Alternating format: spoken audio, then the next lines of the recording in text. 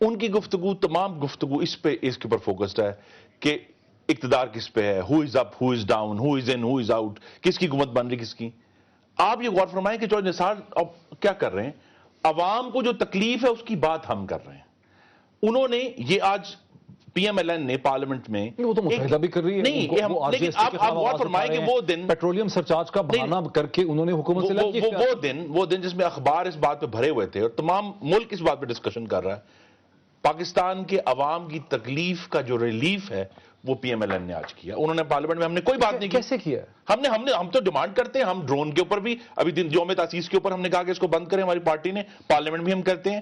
War on terror کے اوپر, پاکستان کی جو اکنامک مس مینجمنٹ ہے, جو فلڈ کے اوپر پوسٹ مس مینجمنٹ ہوئی ہے, جو حکومت کی کرپشن ہے, جو ان کے وزیروں میں جو ہے بارہا, آئی تھنک لسٹ اب اتنی لمبی ہو گئی ہے کہ اس کے لیے علیحدہ پروگرام چاہیے. لیکن این آئی سی ایل یا او جی ڈی سی ایل یا آر پی بی, یہ سارے ایشوز اب گلیئرنگ ایشوز ایسے ہیں جس کی وجہ سے ہم نے بارہا اس کو اپوز کیا. ہم اپوز کرتے رہیں گے. اور جو دوسرے لوگ ہیں, دیکھیں یہ ایک ایشو ہے کہ اب جو سچویشن ہے کہ گورنمنٹ نامنلی میجورٹی ان کی ختم ہو گئی پارلیمنٹ میں, کیا اس وقت آپ نے پھر اقتدار کی گیم کھیلنی ہے؟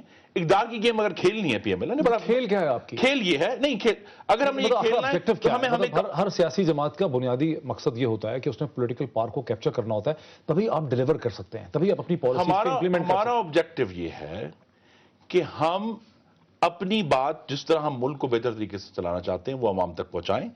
جس پاکستان کے بڑے صوبے میں ان صوبے کے عوام نے کوئی مینیپولیشن کے ذریعے نہیں, ان کے عوام نے ہمیں لارجسٹ سنگل پارٹی بنایا ہے اس صوبے میں.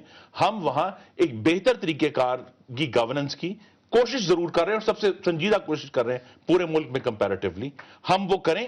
اور سب سے اہم بات جو ہے کہ پاکستان میں آئین کی حکمرانی قائم رہے.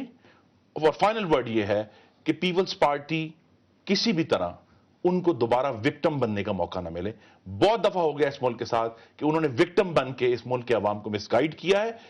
اپنی حکومت کریں. جو بد انتظامی کر رہے ہیں, جو کرپشن کر رہے ہیں, وہ پاکستان کے عوام کے سامنے آ رہی ہے. اور ہماری امید یہ ہے کہ یہ کوئی کہنا کہ جی کوئی 5 سال پورے کریں گے, بہت جلد اس پاکستان کے عوام کے پاس یہ موقع آئے گا کہ وہ اپنی نئی حکومت کا چناؤ کر سکیں گے, اور اس میں وہ جو فیصلہ کریں گے ہمیں قبول ہوگا. اچھا, میں آپ کو سب کو اور ناظرین کو ایک اور پرانا 30 تاریخ کا کلپ آپ کو دکھاتا ہوں نواز شریف صاحب کا, وہ ذرا دیکھتے ہیں, پھر مجھے آپ سے ایک سوال پوچھنا. جی ضرور. ہم بالکل ڈور ٹوک اعلان کرنا چاہتے ہیں, تو اس کا مطلب جمہوریت کی بقا چاہتے ہیں پاکستان میں, تو اس کا یہ ہرگز مطلب نہ لیا جائے کہ ہم کسی کرپٹ حکومت کی بقا چاہتے ہیں. ہم کسی پتلی تماشے کا حصہ نہیں بنیں گے. میری بات پھر غور سے سن لیں, ہم کسی پتلی تماشے کا حصہ نہیں بنیں گے. اب آپ مجھے کہیے, ہم کسی پتلی تماشے کا حصہ نہیں بنیں گے. ہم اس گندی سیاست کو ہمیشہ کے لیے دفن کر چکے ہیں. لیکن میری یہ بات بھی غور سے سن لی جائے کہ ہم حکومت کا سہارا نہیں. ہم حکومت کا سہارا نہیں. حکومت کا سہارا وہ لوگ ہیں جو 3 سال سے حکومت کا حصہ ہیں. حکومت کا سہارا وہ لوگ ہیں جو انقلاب کے نعرے بھی لگاتے ہیں اور پھر اس کرپٹ حکومت کا ساتھ بھی دیتے ہیں. حکومت کا سہارا وہ ہیں جو تمام تر بدعنوانیوں کے باوجود سرکار میں بیٹھے ہیں. ناظرین, میں نے آپ کو جو کلپ سنایا نواز شریف صاحب کا 30 تاریخ کا, آج سے 4 دن پہلے کا, جس میں انہوں نے کہا کہ ہم کسی پتلی تماشے کا حصہ نہیں بنیں گے, ان کے یہ الفاظ آج 4 دن کے بعد ایک نیا میننگ, ان کا ایک نیا معنی جو ہے ان الفاظ کا بن گیا. خرم صاحب سے میں سمجھنا چاہتا ہوں, خرم صاحب, کیا آپ کی جماعت, 4 دن پرانا کلپ ہے, ابھی بھی آپ لوگ کنونس ہیں کہ پاکستان کی سیاست میں جو کچھ بھی ہو رہا ہے یہ ایک پتلی تماشا ہے, یہ پارلیمنٹری فورسز کا آپس کا جھگڑا نہیں ہے, بلکہ ایک ایکسٹرا پارلیمنٹری فورس جسے لوگ اسٹیبلشمنٹ کہتے ہیں وہ ان پتلیوں کو نچا رہی ہے؟ دیکھیں, یہ اسٹیبلشمنٹ کا ہمیشہ رول رہا ہے, ہم اس کا سامنا یہ ابھی بھی اسٹیبلشمنٹ کا رول. جی, میری گزارش سن لیں. ابھی جب چائنا کے وزیر اعظم تشریف لائے تھے, ایک انپریسیڈنٹڈ میٹنگ ہوئی. آپ کی نظروں, میڈیا نے اس کے کلپس بھی دکھائے ہیں کہ پہلی دفعہ کسی چائنیز وزیر اعظم نے ڈائریکٹلی ہماری افواج پاکستان کے چیف سے علیحدہ ملاقات کی, باقاعدہ ملاقات کی. اگر تو پاکستان میں واقعی ہم کہتے ہیں کہ مکمل طور پہ جمہوریت آ گئی ہے, تو اس کی ضرورت نہیں پیش آنی چاہیے تھی. اگر آپ کو یاد ہو آپ نے شاید پڑھا ہوگا کہ 29 ستمبر 2010 کو نیو یارک ٹائمز نے ایک بہت لمبا آرٹیکل لکھا تھا جین پالیس کا. نہیں ایشو یہ ہے کہ وہ ہمیشہ مینیپولیٹ کر رہے ہیں. سب کلیئر بات, وہ ہمیشہ مینیپولیٹ کر رہے ہیں. تماشا ہے یا پاکستان کی, خان صاحب آپ بتائیں, یہ پہلی دفعہ ایسا کیا یہ ایک نیا دور ہے جس میں پاکستان کی پارلیمنٹری جو فورسز ہیں, جو جماعتیں ہیں, وہ خود سے لڑ کے سیاسی ڈائریکشن کا تعین کرنا چاہ رہی ہیں, یا جو کچھ ہم دیکھ رہے ہیں گزشتہ 2 ہفتے سے یہ ایک پتلی تماشا ہے جیسے نواز شریف صاحب کہتے ہیں؟ دیکھیے یہ تو بہت ہی بچگانہ اصطلاح ہے پتلی تماشا. اگر فوج طاقتور ہے تو اس کے عوامل ہیں, ہے طاقتور ہے, غیر ذمہ داری ہے. دیکھیے نا ڈرون حملوں پہ وہ کہتے ہیں کہ آپ کرتے رہیں, ہمیں کوئی پرواہ نہیں ہے, جتنے مرضی ہمارے شہری مرتے رہیں. کیری لوگر بل پہ اور بہت سی چیزوں پہ اب اس بحث کو دراز کیا کریں کہ حکومت کا رویہ غیر ذمہ دارانہ ہے, اپنے شہریوں کو مروا رہی ہے. امریکہ کے ساتھ تعلقات کی نوعیت یہ ہے کہ وہاں سے احکامات صادر ہونے لگے, وکی لیک سے ہر چیز آشکار ہے.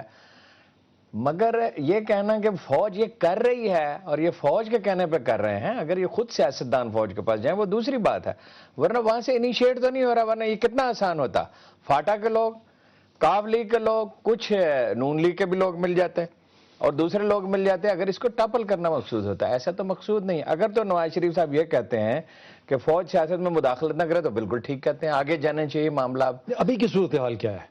مجھے تو کوئی کرائن اس کے نظر نہیں آتے. آپ کو لگ رہا ہے کہ آزادانہ طور پہ پاکستان کی سیاسی جماعتیں 100% آزادانہ تو نہیں, یہ دیکھتے ہیں نا جی اس طرح. مگر فوج اگر انیشیٹ کرتی, اگر اس کے پاس کوئی پلان ہوتا تو ان کو ہٹا دیتی. ان کو ہٹانے میں اتنے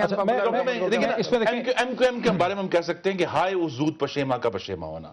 ان کو 3 سالوں میں 94% رائز ہے بجلی کی قیمتوں میں اس حکومت میں, وہ ان کو نظر نہیں آیا. ان کو ڈرون حملے نظر نہیں آئے, ان کو R P P, O G D C L, N I C L نظر نہیں آیا, اور سڈنلی ایک پیٹرولیم پرائز پہ آ کے انہوں نے کہا جی کام. سو دیر از سم تھنگ. یہ نہیں ہے کہ جو اتنے بڑے بڑے سیریس ایشوز تھے ان کے اوپر انہوں نے ایکشن نہیں لیا. ہم نے ایکشن لیا. ہم مئی 2008 میں جب ججوں کی بحالی میں نظر آئی کہ نہیں ہو رہی, ہم حکومت سے اسی وقت باہر ہو گئے. تو یہ تمام جو بڑے ایشوز ہیں اس موقع پہ آ کے جب جے یو آئی ایف نے ایک اسپیسیفک مطالبہ بھی کیا کہ ان کو وزیر اعظم میں تھوڑا سا جو ہے کامل علی آغا صاحب بھی, میں کوئکلی ان کو بریک سے پہلے لوں. کامل علی آغا صاحب, آپ کی جماعت اس ساری صورتحال کو کیسے دیکھتی ہے کوئکلی؟ دیکھیں ہم بڑے یقینی طور پہ کہہ سکتے ہیں کہ مسلم لیگ نون جو ہے وہ اس حکومت کا حصہ ہے, اور اگر مسلم لیگ نون اس حکومت کو بیساکھیاں فراہم نہ کرے تو یہ حکومت ایک قدم بھی نہیں چل سکتی. آج آپ نے دیکھ لیا کہ پرائم منسٹر پاکستان نے وزیر اعلیٰ پنجاب کے ساتھ ملاقات کی اور انہوں نے یہ کہا کہ ہم کسی صورت میں بھی حکومت کو غیر مستحکم نہیں ہونے دیں گے. اس کے بعد آپ نے دیکھ لیا کہ قائد حزب اختلاف نے جو میڈیا کو بریفنگ دی اس میں بھی انہوں نے کہا کہ ہم اس حکومت کو غیر مستحکم نہیں ہونے دیں گے, واضح الفاظ میں.